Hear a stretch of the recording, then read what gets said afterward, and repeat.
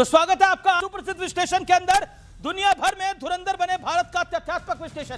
Fact number 1, कभी भारत को dead economy बताने वाले यूएस की ग्रोथ रेट 1.8% पर सिमटी और मंदी की आशंका 40% तक पहुंच चुकी है। भारत दुनिया की चौथी बड़ी इकोनॉमी है और पहली छमाही में भारत का ग्रोथ रेट 8% से ज्यादा है। दूसरा फैक्ट भारत के लिए, मोबाइल मैन्युफैक्चरिंग में भारत दुनिया में दूसरे नंबर पर पहुंच गया है। 2014 में सिर्फ 2 मैन्युफैक्चरिंग यूनिट्स थी, जो अब 300 से ज्यादा है। यह भी ऐतिहासिक है। तीसरा फैक्ट महत्वपूर्ण, 2014-15 में भारत की जीडीपी 106.57 लाख करोड़ थी, यानी 106 लाख करोड़ के करीब थी, जो अब 331 लाख करोड़ है। लगभग 3 गुना ग्रोथ है। चौथा फैक्ट, भारत डिजिटल पेमेंट में दुनिया में नंबर 1 पर। यूपीआई से हर महीने 1800 करोड़ से ज्यादा का ट्रांजैक्शन होता है और कांग्रेस भारत की डिजिटल पेमेंट्स का भारत की संसद में मखौल उड़ा चुकी है। चिदंबरम साहब का फेमस बयान है। पांचवा फैक्ट जो कि बहुत महत्वपूर्ण है, भारत 2030 तक हाई मिडिल इनकम वाला देश बनेगा। प्रति व्यक्ति आय करीब करीब $4000 पहुंचने की उम्मीद है। यह डॉलर का साइन है। अब मैं बढ़ता हूं आगे। अब आजादी के बाद भारत को लो इनकम से लोअर मिडिल क्लास इनकम बनने में करीब 60 साल लगे, लेकिन 2007 में लोअर मिडिल इनकम इकोनॉमी बना भारत और मात्र 23 साल में हाई मिडिल इनकम वाला देश बन गया। यह अपने आप में बहुत ऐतिहासिक है और बनेगा। और यह देखिए, इसमें मोदी के का 11 साल का काल है, 12 साल का काल है। अब मैं बढ़ता हूं आगे। बड़ा सवाल क्या है आज का, भारत की ग्रोथ स्टोरी पर पर्दा डालकर विपक्ष क्या हासिल करना चाहता है? भारत की इकोनॉमी को डेड बोलकर विपक्ष क्या हासिल करना चाहता है? मेरे साथ डॉक्टर सुधांशु त्रिवेदी, भारतीय जनता पार्टी के मेंबर ऑफ पार्लियामेंट। मेरे साथ कांग्रेस से डॉक्टर अजय उपाध्याय, प्रवक्ता कांग्रेस पार्टी के।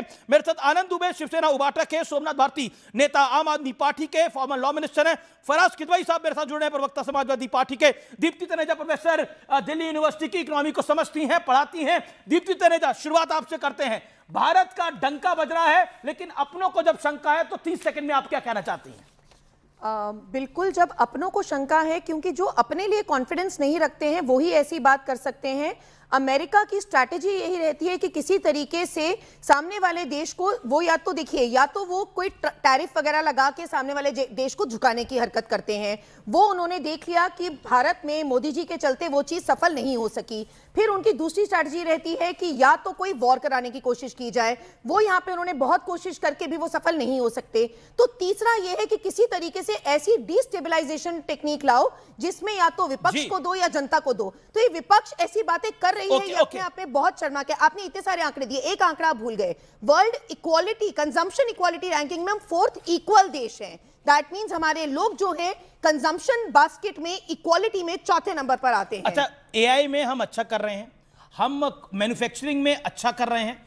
क्या आपको लगता है कि कहीं ना कहीं भारत धुरंधर है, लेकिन विपक्ष में शंका है?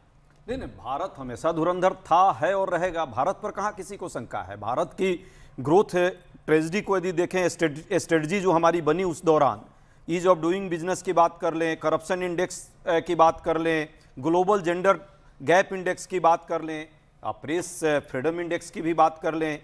एक बहुत बड़ा आजकल इशू इंटरनेशनल लेवल पे है इन्वायरमेंटल परफॉर्मेंस इंडेक्स। इसमें तो 180 देशों में 176वां नंबर पर हम हैं। उसी तरह से ग्लोबल पीस इंडेक्स में 163 देशों में 116 पर हैं। और वर्ल्ड हैप्पीनेस इंडेक्स की आप सब बुरी बातें गिन रहे हैं। नहीं, बुरी बातें नहीं गिन रहे हैं, हम कुछ अच्छी बातें भी कर रहे हैं। अच्छी बात यह है कि हम चौथी अर्थव्यवस्था बने, चौथी अर्थव्यवस्था जहां बने, हाँ तीसरी भी बन जाएंगे, क्योंकि ये बन जाते हम 22 में ही चौथी। यदि जो ग्रोथ का जो हमारा कंटिन्यूएशन यदि होता तो उसमें कोविड भी बड़ा फैक्टर था, पर जो 10 साल का ग्रोथ पिछले सरकार का था और इस 10 साल का जो ग्रोथ था, यदि सही दिशा में चली होती और ग्रोथ के बीच में जो सही रणनीति, इकोनॉमिक रणनीति अपनाई गई होती, तो आज हम तीसरी अर्थव्यवस्था 27 में होते। ओके, मैं रुकता हूं। कारण क्या दीप्ति था तनेजा, और इसका बेस किसने बनाया, ये महत्वपूर्ण है। अजय जी, मनमोहन सिंह का एक बड़ा रोल है। अजय जी, कौन सी सही ग्रोथ स्ट्रैटेजी क्या होती है? कोविड के बावजूद, इकोनॉमिक वर्ल्ड के टर्न डाउन के बावजूद हम 7 से 6.5 से 7.5% का टैरिफ्स के बावजूद हम इतना बढ़िया ग्रोथ रेट कर रहे हैं। आपने अभी बोला अगर सही स्ट्रैटेजी अपनाई होती, तो जरा प्लीज वो स्ट्रैटेजी बता दीजिए। उसमें है, उसमें 2-3 बातें हैं, जैसे लेकिन कि क्या डेड इकोनॉमी है हमारी? आपको लगता है भारत की डेड इकोनॉमी है? आप मानती है भारत की डेड इकोनॉमी? बिल्कुल सर, कोई भी नहीं मानता, आंकड़े नहीं मानते। अजय साहब को रिस्पॉन्ड करने दीजिए। अजय जी, क्या आपको लगता है भारत की डेड इकोनॉमी है? वो तो मोदी जी के मित्र ने कहा, जो आज प्रशंसा मोदी जी, राहुल जी ने भी कहा ना, पर उसके बाद मैं तो कह रहा हूं कि ट्रंप ने, जो मोदी जी के मित्र है ना, मोदी जी नहीं, पर राहुल जी ने सही कहा भारत की डेड इकोनॉमी। नहीं, वो जो ट्रंप ने कहा उसको उन्होंने कहा है कि भाई ट्रंप का कह रहा है, आप मानते हैं? आप मानते हैं Bharat India is dead economy? देखिए, बेरोजगारी की बात है, नहीं, मैं कह रहा हूं भारत की डेड, क्या भारत की डेड इकोनॉमी है, हां या ना? स्पष्ट है कि भाई बेरोजगारी के मामले में हम सबसे ज्यादा दिक्कत है, आय की असमानता में सबसे ज्यादा दिक्कत है, और पर कैपिटा इनकम की भी यदि आप बात कर ले तो हमारे समय में 3.25 गुना बढ़ा था पर कैपिटा इनकम। $450 से हमने $1500 लाया था। आज जो है डबल भी आप बढ़ाने में बहुत आपको दिक्कत हुई है आपके 10-11 साल में। तो क्या हम डेड इकोनॉमी है? ये सर देखिए, अब डेड है नहीं है तो इकोनॉमिस्ट बताएंगे। राहुल जी ने बताया, राहुल जी तो इकोनॉमिस्ट नहीं है। ट्रंप ने बताया तो ट्रंप को भी तो अभी राहुल जी ने बोला, आप अपने नेता को बोलिए ना। बोला ही नहीं। ट्रंप के बारे में हम ट्रंप से पूछ लेंगे। ट्रंप से पूछ लीजिए कि उन्होंने मोदी जी की बड़ी प्रशंसा की है, तो क्या ट्रंप किस पैरामीटर पर कर रहे हैं? सुधांशु त्रिवेदी, आज इंपॉर्टेंट दिन है।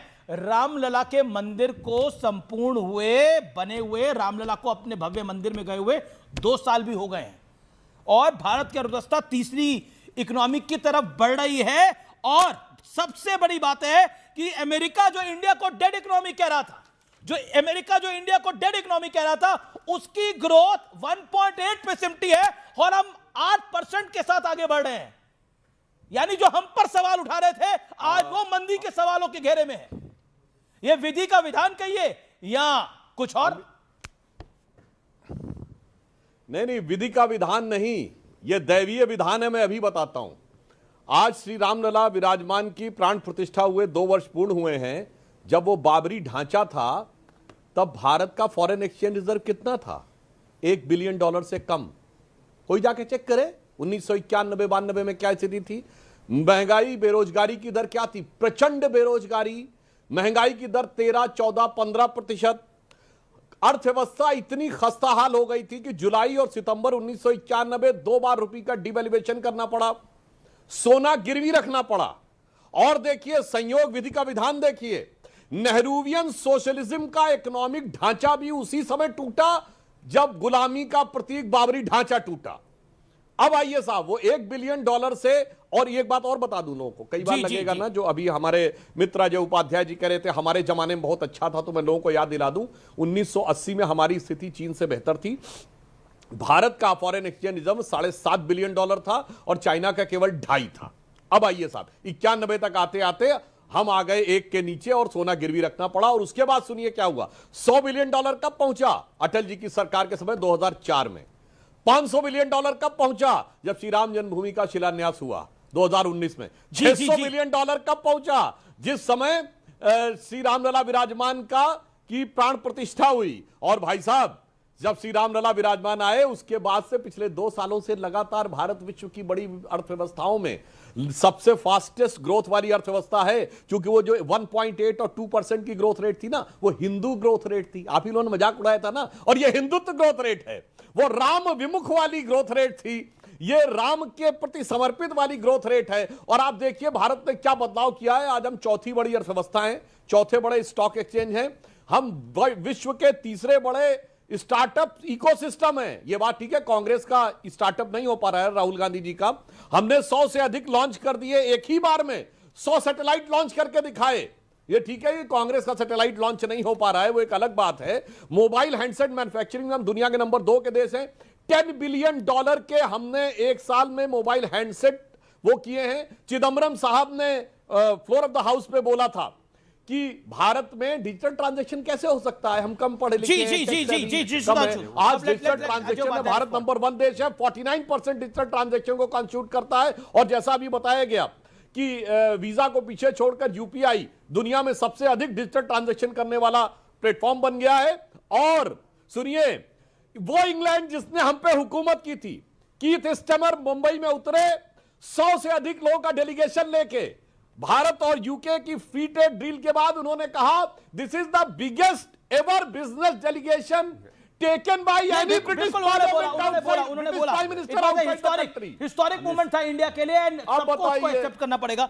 उसके बाद अगर किसी को डेड इकोनॉमी नजर आ रही है तो मुझे लगता है उसके दिमाग को सन्निपात हो गया है। ओके, जवाब अमीश भाई, इन्होंने अपने मित्र ट्रंप पर ही क्या क्या सन्निपात कर दिया उस पर नहीं मैं कहूंगा। हाँ, एक बात मैं आपको बधाई देना चाहता हूं, आपके चैनल को मुझे लगता है कि ट्रंप ने वो इंटरव्यू दिया है जी। तो इसके लिए आपको विशेष धन्यवाद। जहां तक भाई साहब ने जो चर्चाएं की है, 1991 की चर्चा की है, भाई 2 साल आपकी उससे पहले रामो बामो की सरकार थी, चंद्रशेखर जी उसी सरकार के पार्ट थे, और आप ही के समय में यह हाल हो गया कि सोना सरकार बोली आपने? भाई रामो बामो की सरकार थी, उसमें सहयोगी में थे। अब इसको चंद्रशेखर जी की सरकार कांग्रेस के समर्थन में थी। चंद्रशेखर जी की सरकार तो 4 ही महीने के लिए थी, उससे पहले आप ही ने हाल कर दिया था, आप ही की सरकार उस समय थी। दूसरी बात, इन्होंने कहा हिंदू ग्रोथ रेट की बात की है, वाकई सही कहा इन्होंने। हिंदू ग्रोथ रेट की बात जो है, ये वर्ड जो क्वाइन किया था नागेश्वर जी ने और शास्त्री ने किया था, मधुली में उस समय वित्त मंत्री थे, उस समय भी 77 में इन्हीं की सरकार थी। तो ये दोनों अपने ही सरकार को यदि कंट्राडिक्ट कर रहे हैं तो मैं इसमें क्या करूं। जहां तक मुद्दे की बात है,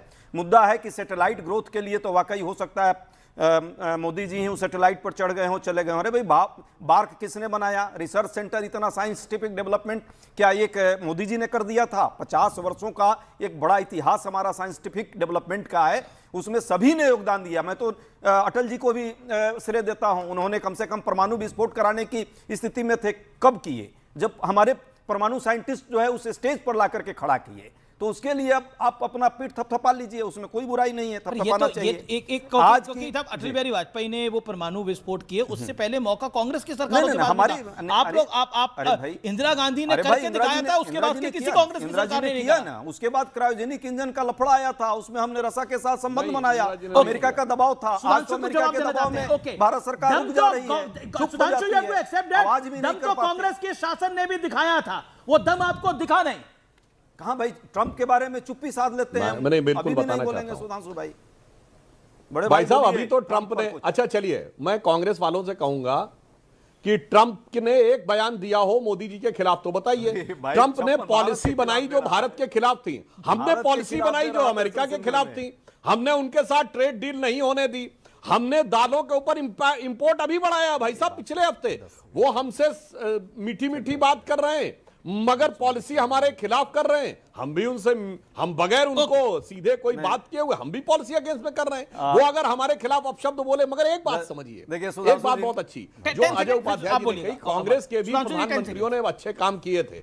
मैं याद दिलाना चाहता हूं, भारत का परमाणु कार्यक्रम वो उस समय जो कि परमाणु बम बनाने की स्थिति में भारत 1959 में था। यह ड्वाइट आइजनहावर की प्रेसिडेंशियल आर्काइव्स में है कि जब जेके गैल्ब्रिथ ने नेहरू से मुलाकात की और पूछा कि कितने समय में बना सकते हैं, उन्होंने भाभा से पूछ के कहा तो कहा 1 साल में। 59 में भारत परमाणु विस्फोट कर सकता था, पर नेहरू जी ने कहा नहीं, we believe in atom for peace, हम तो नहीं करेंगे। हाँ, फिर लाल बहादुर शास्त्री जी ने आकर शुरुआत की भारत के परमाणु कार्यक्रम की, और ये संयोग मानिए या भयंकर षड्यंत्र मानिए कि 15 दिन के अंदर लाल बहादुर शास्त्री और होमी भाभा दोनों की रहस्यपूर्ण परिस्थितियों में मृत्यु हो गई। और जहां तक इंदिरा जी ने बोला तो मैं एक बात कह दूं, इंदिरा जी ने परमाणु विस्फोट परमाणु बम के लिए नहीं किया था। उन्होंने कहा कि हमने शांतिपूर्ण कार्यों के लिए किया है। और अमेरिका और रूस दोनों ने पहले उन्होंने कहा we are a nuclear state. अगले राउंड में भी बोलेंगे हम, आप दोनों। मैं कहता हूं सुधांशु भाई एक विद्वान व्यक्ति हैं, इन्होंने बहुत अच्छा आज बात कहा, उसको तो ब्रेकिंग न्यूज चलाना चाहिए कि ट्रंप ने मोदी जी के लिए कोई बात नहीं रखी। भाई मित्र हैं, कैसे रखेंगे? लेकिन भारत के विरुद्ध में वो बार बार 72 बार बोल चुका कि ऑपरेशन सिंदूर सीज फायर हमने करवाई, हमारे कारण हुआ, व्यापार का डर दिखाकर। रशियन तेल का आयात कम कराया हमने, चाबहार को जो है जिस तरह से ऑर्डर किया, जिस तरह की परिस्थिति बनी, हम वहां लगभग 2000 करोड़ का रुपया जो है छोड़ करके हमको जो है बाहर वाइंड अप करना पड़ रहा है। ब्रिक का जिसका हम राष्ट्रीय अभी चेयरमैन है और विश्व में हम अध्यक्ष हैं, भारत अध्यक्ष है, और ब्रिक के नौसेना का जो अभी अभ्यास हो रहा है उसमें उसी के डर से कहीं ना कहीं नाखुश ना हो जाए इनका मोगेम्बो खुश रहे, इसके लिए जो है ये ब्रिक्स में नहीं जा पा रहे हैं। किसको कह रहे हैं मोगेम्बो? मोदी जी का मोगेम्बो एक ही है।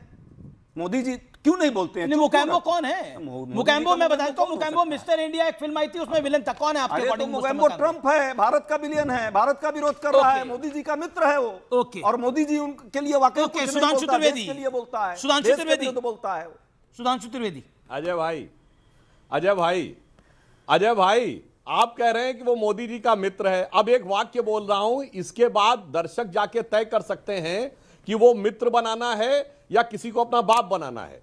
मार्च 2023 राहुल गांधी जी जाके कहते हैं, why the defenders of democracy Europe and America are silent and they are not taking any action in India.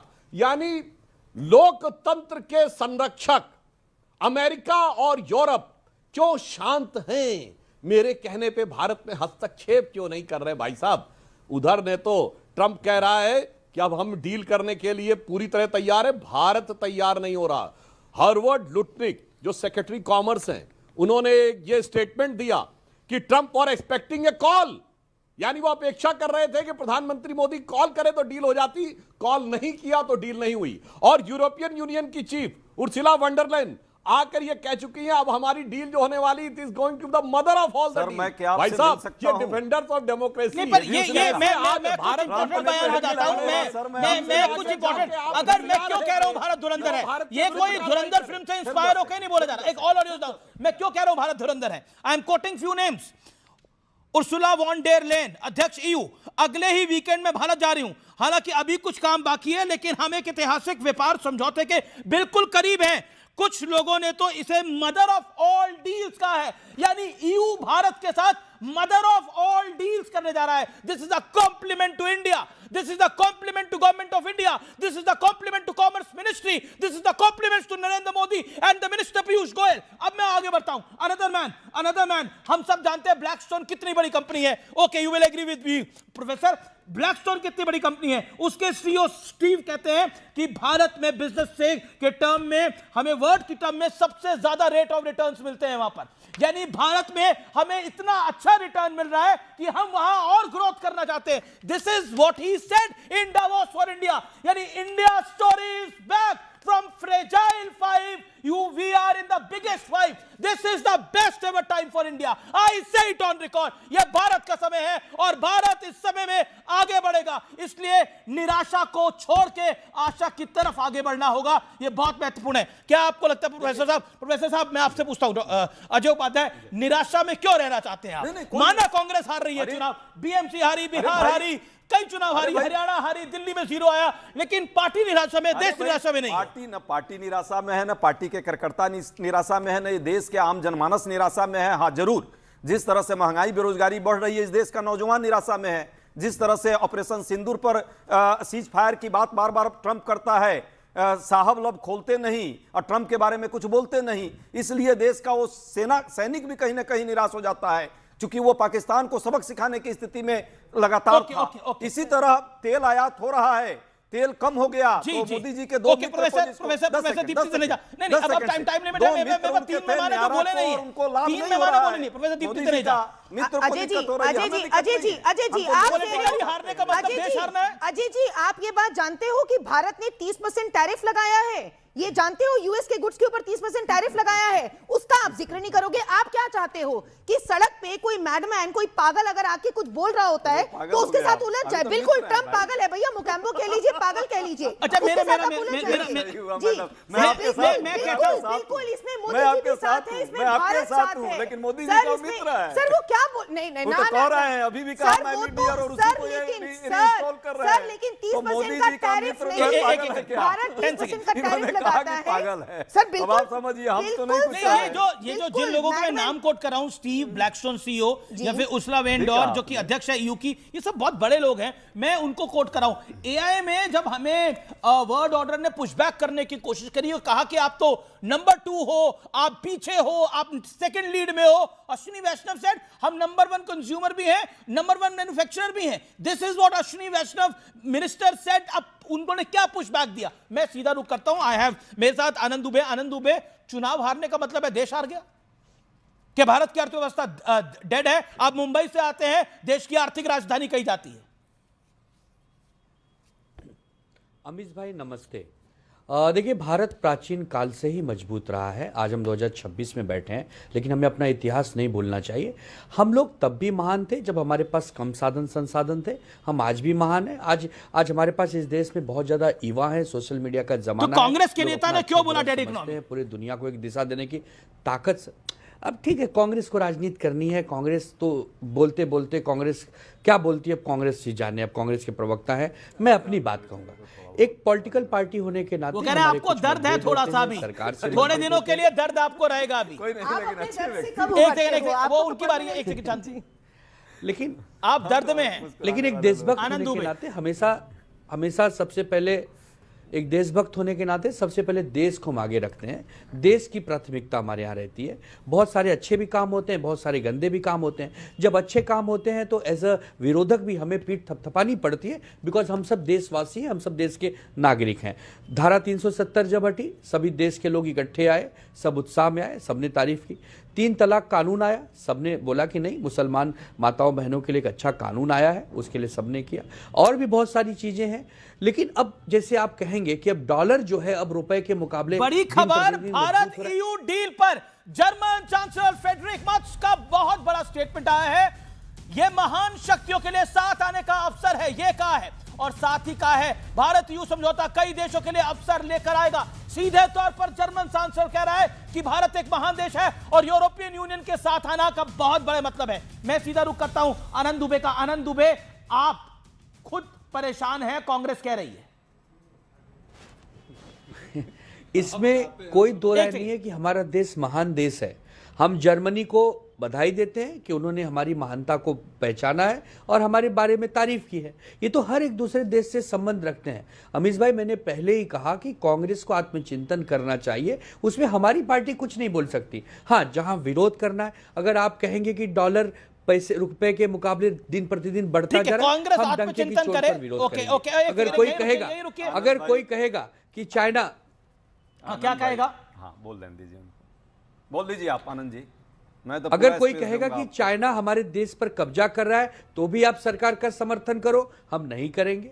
हाँ, अगर पहलगाम में के हमले के बाद पाकिस्तान में घुसकर 72 हुरों के पास भेजना है, पूरा देश सलाम करेगा, सेना के पीछे खड़ा हो जाएगा। आनंद भाई से तो कह मैं रहा हूं वही कि कह रहा हूं आनंद कि भाई, देश आप को तो देश तो मुंबई में वैसे जो आर्थिक नगरी है वहां पे 24 कैरेट हो गए हैं, आपके 24 आए हैं। आप तो अच्छे व्यक्ति हैं। हो गया चुनाव मुंबई का, नगर पालिका का, जैसी करनी वैसी भरनी, सबको समझ में आ गई, बात खत्म हो गई। अब कहना नए क्या सिरे चाह रहे से हैं? अब नए सिरे से इनकी देश की करनी खराब राजनीति- थी, वही भरा है मैंने इन्होंने। ना किस सबके लिए मैं कह रहा हूं, तो भाई जनता ने ये उसको- आप ही के साथ थे, वही करनी खराब थी। जनता ने निर्णय दिया। अब जो है कि हम एक मजबूत विपक्ष की भूमिका में देश के सामने चुनाव में खड़े अलग हों, होंगे। सब साथ हों, चुनाव के बाद साथ होंगे। और जो परिस्थितियां हैं देश के साथ, आज बेरोजगारी की, महंगाई की, डॉलर ठीक है, रुपए की, ठीक है, आनंद दुबे। डॉलर रुपया दिख रहे हैं कहां पहुंच गया है, कितनी डंका पीट चल रहा है कि डॉलर को अब छोड़ते ही जा रहा है, आनंद दुबे, होने जा रहा है। ओके, इन मिक्स ना मुद्दों करिए, पर आइए, दो कांग्रेस पर हम बातों लोग को बाद में चर्चा कर लेंगे। दो बातों को मिक्स मत अमीश करिए। भाई ओके। तो चाहते हैं कि हम लोग लड़ते नहीं, रहे आपस में। नहीं, ये चुनाव में आप एक दूसरे के सामने लड़ रहे थे, मेरे को क्या बोल रहे हैं आप? हम लोग को इनके नहीं, चक्कर में आनंद मत दुबे पड़िए। और आप चुनाव में एक दूसरे के सामने लड़ रहे थे, मैंने बोला था क्या? हाँ, ओके, ये मुद्दों पर आइए। जवाब। उपाध्याय जी, देखिए, आप हमारे दोस्त हैं, इस पैनल में आम आदमी पार्टी भी बैठी है, हम भी बैठे हैं, आप भी बैठे हैं। कहने को तो हम इंडिया गठबंधन हैं, लेकिन आप अपनी आत्मा से पूछिए, क्या आम आदमी पार्टी के साथ आपने अच्छा व्यवहार किया है? क्या हमारी पार्टी के साथ मुंबई में आपने भाई, अच्छा दोनों व्यवहार जगह किया छोड़ा है? तो आपने आप नहीं, बड़े ऐसे नहीं आपने भी बनते। इधर छोड़ा, बड़े आम आदमी हुए तो पार्टी ने क्या भी हुए, छोड़ा। जैसे हम तो पेड़ सबको लेकर खजूर, चले। पंछी को छाया जब नहीं, जेल में फल लोग गए लगी तो अति उसमें भी दूर। साथ दिया। बड़ा बनना है तो बड़े जैसा दिखना पड़ेगा। आप बड़ी पुरानी पार्टी है, आपको 150 साल पूरे हो जाएंगे 10 साल बाद, तो आपको उस ढंग से व्यवहार भी करना होगा कि जो आपके साथी हैं, जो क्षेत्रीय दल है, उनको आपको विश्वास में लेना चाहिए, साथ में लेके चलना चाहिए, तब हराइएगा ना मोदी जी को। मोदी जी को हराने के लिए मोदी जी जैसा बनना भी तो पड़ेगा, मेहनत करनी पड़ेगी, रात दिन अपने आप को खपाना पड़ेगा। ये सब हम भूल कर अगर केवल केवल केवल सरकार का विरोध, सरकार का विरोध, सरकार का विरोध, तो उसमें कुछ अच्छी चीजों का समर्थन भी करना पड़ता है। राम मंदिर बनकर तैयार है, आज उसके 2 साल पूरे हो गए हैं। चलो विपक्ष के सब लोग, चलो राम भगवान के नतमस्तक होते हैं, चलो राम भगवान से कहते हैं कि राम भगवान हम भी आपके शिष्य हैं, हम भी आपके भक्त, हमें भी आशीर्वाद दीजिए, हराइए मोदी जी को, हराइए बीजेपी को। लेकिन हम लोग क्यों नहीं कहते हैं? क्यों नहीं कहते हम लोग? मजबूर हैं, वो अभी क्लियर नहीं हो पा रहा है कि जाएं तो किधर, राम का इधर नाम जाएं जो या लेता है इधर वो जाएं, आपकी दाएं निगाह में या बाएं कंफ्यूज जाएं। है। तो राम कभी- का कभी नाम जो लेता है वो प्रशंसा आपकी भी, निगाह में कभी-कभी कंफ्यूज है। विरोध भी। बस जो अब राम का अब नाम 2 लेता है वो मिनट कंफ्यूज है। आनंद भाई, मैंने तो चुप रहा, आप सुन लीजिए। आप तो बहुत विद्वान और अच्छे व्यक्ति हैं, सच है कमाल है कांग्रेस यार, पार्टी बड़ी पार्टी है और कांग्रेस पार्टी ने हमेशा बड़ा दिल दिखाया। बड़ा दिल नहीं दिखाता तो जहां वो सरकारों में होती थी वहां भी अपने सहयोगियों को साथ लेकर चलने का काम की। इंडिया गठबंधन की बात है, आपने आम आदमी पार्टी की बात रखी है। दिल्ली के अंदर आम आदमी पार्टी के साथ तो हम लगातार खड़े मैं रहे। एक सवाल पूछता हूं, लेकिन आनंद दुबे, कांग्रेस यूपी में कब से सरकार में नहीं आई? एक सेकंड मैं आपको, कांग्रेस यूपी में कब से सरकार में नहीं आई? 40 साल। बिहार में कब से सरकार में नहीं आई? 35 साल। गुजरात में कब से नहीं आई? 30 साल। 35 साल। अब आप दोनों मिलने मैं आनंद दुबे के साथ मिल गया हूं, मैं फैक्ट बोल रहा हूं। एक लाइव टेस्ट करते एक लाइव टेस्ट करते अमित भाई, अमित भाई एक लाइव टेस्ट करते, राम मंदिर का जो एक लाइव टेस्ट करते अमित भाई, सारा चीज पूजा अर्चना सब हो, पर जिस तरह से राहुल गांधी जा रहे हैं क्या? हमारे अभी शंकराचार्य के साथ जिस तरुण पुनिया ने अनाउंस किया, उसके बाद नहीं गए। चर्चा हो और शंकराचार्य को भी वहां नहीं बुलाया गया। ओके, ऑडियोस डाउन, ओके आनंद दुबे, शंकराचार्य का सम्मान किया जाए और उसी के साथ सभी लोग साथ आनंद दुबे क्या लाइव टेस्ट करना चाहते हैं आप? क्या लाइव टेस्ट करना चाहते हैं आप? ओके, एक देखो कांग्रेस हमारा भाई है, एक दोस्त है, लेकिन एक उपाध्याय जी एक लाइव टेस्ट करते हैं। धारा 370 जब केंद्र सरकार ने हटाया था, ये अच्छी बात थी या बुरी बात थी, बस इतना बता दीजिए तो मैं ये समझूं कि हाँ देश के साथ आप खड़े हैं। अच्छे और बुरे का विरोध, 370 की प्रक्रिया का इसलिए विरोध था कि स्टेटहुड हटा दिया जम्मू कश्मीर का, इसलिए विरोध था, प्रक्रिया का विरोध था, 370 का नहीं था। आप आज भी वो क्या कश्मीर को राज्य के दर्जे से खत्म कर देना चाहिए था? आपने मेरी भी जगह ले ली है, मेरी भी जगह ले लिया, आनंद दुबे खुद एंकर बन गए। ओके, बोलिए। संविधान का प्रश्न है। अमीश भाई, मैं क्या बोल रहा हूं, मोदी जी से लड़ना है या सरकार से लड़ना है तो बहुत सारे मुद्दे हैं। पगड़ी बांध के हाथ में कुदाल लेने से आप किसान नहीं बनेंगे, किसानों के बीच में घुसकर वहीं रहना होगा। महात्मा गांधी जी जब आए थे भारत में अफ्रीका से, तो गोपाल कृष्ण गोखले जी ने कहा था देश समझना चाहते हो तो पहले देश घूमो और थर्ड क्लास डब्बे में घूमो। पगड़ी से इनको दिक्कत, थर्ड क्लास डब्बे में घूमो, फोटो खिंचवाने से हम महान नहीं बनेंगे। हमें आपको मिटाना पड़ेगा, हमें अपने अहंकार को मिटाना पड़ेगा, हमें अपने आप को खपाना पड़ेगा, जमीन के आदमी से बात करनी होगी। ये फोटो सेशन करने से हम आगे नहीं बढ़ेंगे। एक दो बार टीआरपी मिल सकती है, लेकिन देश वोट नहीं देगा। देश वोट तब देगा जब आप मुद्दों को लेकर लड़ेंगे। आप भी कहां महात्मा गांधी तक पहुंच गए? महात्मा गांधी ने तो आजादी के बाद बोला था कांग्रेस को ही खत्म कर देना चाहिए, अब कांग्रेस कोई नहीं होनी चाहिए। महात्मा गांधी ने बोला था भाई। महात्मा गांधी ने तो कहा था कि आरएसएस इस देश के लिए जहर है, तो आरएसएस तो अब सत्ता में आ गई। नहीं, एक सेकंड, आरएसएस जहर में कहा था। महात्मा गांधी ने तो वर्धा में आरएसएस की तारीफ करी थी, जो मेरा इतिहास कहता है, जो मैंने इतिहास को पढ़ा है। सुधांशु त्रिवेदी के आगे हम इतिहास की बात करें तो अच्छा नहीं लगता। Sudhanshu Trivedi, on a lighter note, Mahatma Gandhi ने इस बात को बोला था कि नहीं बोला था? मैं फराज किदवई से दोबारा एक बारी बात कर लूंगा इस बारे में। देखिए, हम लाइटर नोट नहीं, हम बिल्कुल सीरियस नोट पे कह रहे हैं। हम गांधी नेहरू का बहुत सम्मान करते हैं, दोनों की इच्छाएं भारतीय जनता पार्टी पूरी कर रही है। नेहरू जी ने कहा था अटल बिहारी वाजपेयी जी के लिए कि युवा एक दिन देश का प्रधानमंत्री बनेगा, तो भारतीय जनता पार्टी में अटल जी प्रधानमंत्री बने, नेहरू जी की इच्छा पूर्ण हुई। गांधी जी ने कहा था कि कांग्रेस को समाप्त करके नए सिरे से शुरू करना चाहिए, और मोदी जी, भगवान की कृपा रही तो गांधी जी की इच्छा पूरी करेंगे। तो नेहरू गांधी के प्रति पूर्ण सम्मान और उनकी इच्छाओं को मूर्त रूप देने का पूरा कार्य निश्चित रूप से भारतीय जनता पार्टी ने पहले भी किया और आगे भी हम करेंगे। हाँ, एक बात मैं अजय जी से जरूर व्यवस्था पे बात कर रहे हैं भाई साहब, थोड़ा मुद्दे की बात पे भी कर लेते हैं। आपने कहा कि महंगाई और बेरोजगारी, तो इस समय कितनी है महंगाई दर भाई साहब? आप ही बता दीजिए। 1.33% के आसपास। महंगाई दर वर्ल्ड वाइड। सुनिए, बेरोजगारी दर कितनी है? 4.4%। IMF ने जो कहा है, आपके बीच में नहीं बोले, आप आगे अपने टर्न पे बोलिएगा। फराज की भी वेट कर रहे हैं। IMF ने यह कहा है कि भारत अगले साल वर्ल्ड का ग्रोथ इंजन बनकर उभरने वाला है। जब आर्थिक विशेषज्ञ यहां बैठी हैं तो बिल्कुल निश्चित रूप से आपको बहुत समझ के बोलना चाहिए। और मैं बताना चाहता हूं, चाइना की, जिसकी बड़ी तारीफ की थी राहुल गांधी जी ने, चाइना की बेरोजगारी दर कितनी है भाई साहब?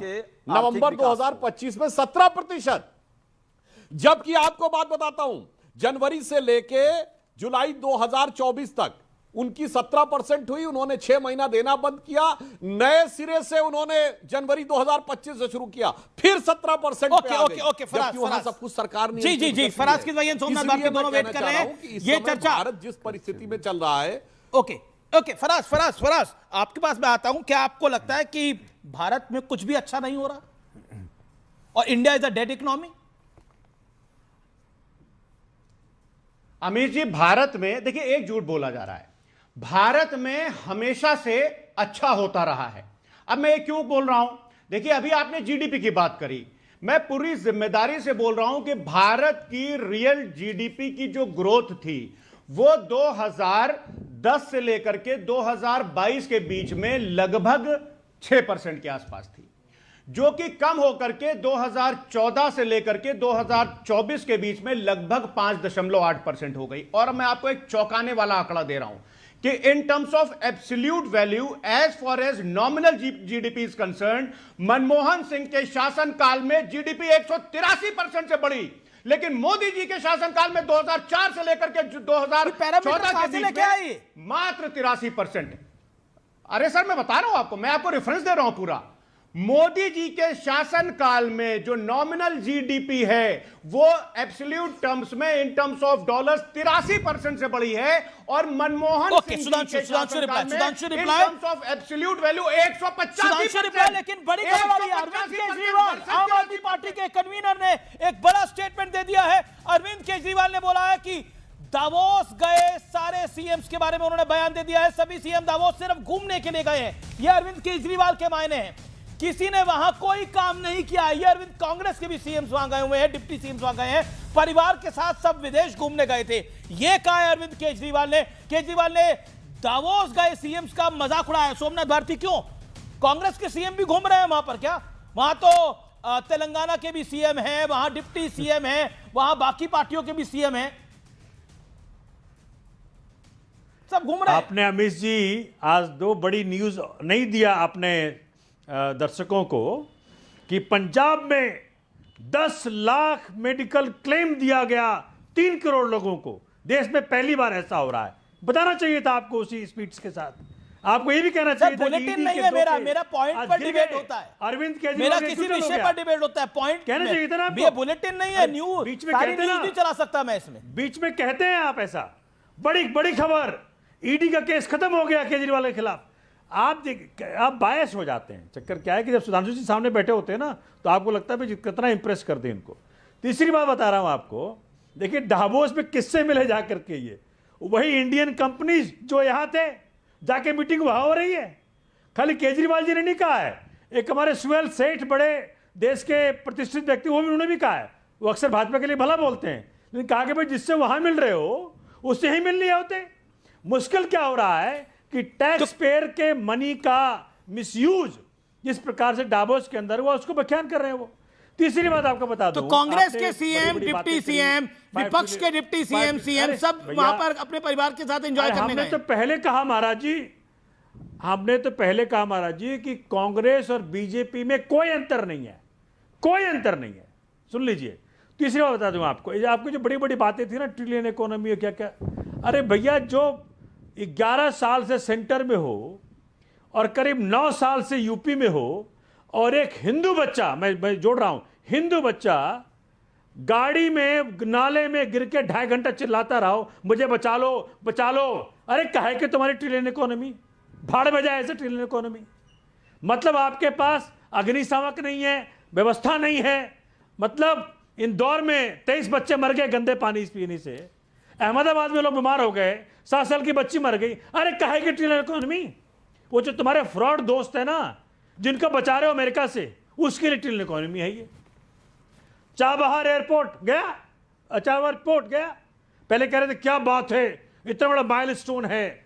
अरे भैया 53-54 बार ट्रंप ने आपको डांटने के बराबर काम किया। आपने सीज फायर होने का बार बार कहा कि नहीं हमने किया है, उसने बार बार आपको काटा। पाकिस्तान खत्म होने वाला था, लेकिन सैनिकों को आपने रोक दिया।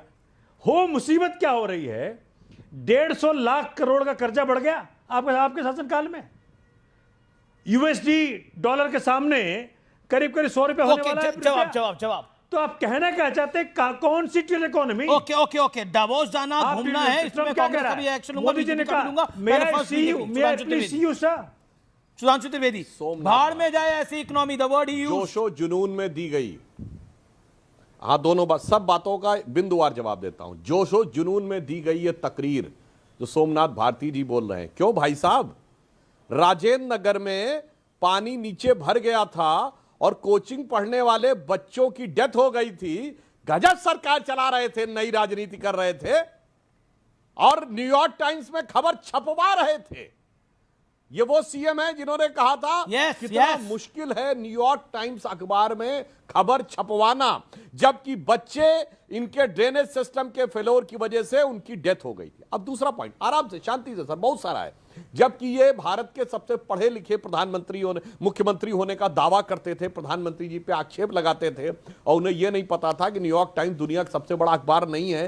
दुनिया का सबसे बड़ा अखबार है जापान का योमिनो शिमरी, और अमेरिका का भी सबसे बड़ा अखबार यूएसए टुडे है, न्यूयॉर्क टाइम्स नहीं है। खैर, अब आइए साहब, घूमने जाने का, टैक्स पेयर का बड़ा गजब था भाई साहब। सिंगापुर में मेयर कॉन्फ्रेंस हो रही थी और केजरीवाल जी सीएम होने के बावजूद वहां जाना चाहते थे। भारत सरकार ने मना कर दिया तो इन्होंने बड़ा भड़ प्रेस कॉन्फ्रेंस करनी शुरू कर दी। क्यों भाई साहब, मेयर की कॉन्फ्रेंस में सीएम को क्यों जाना?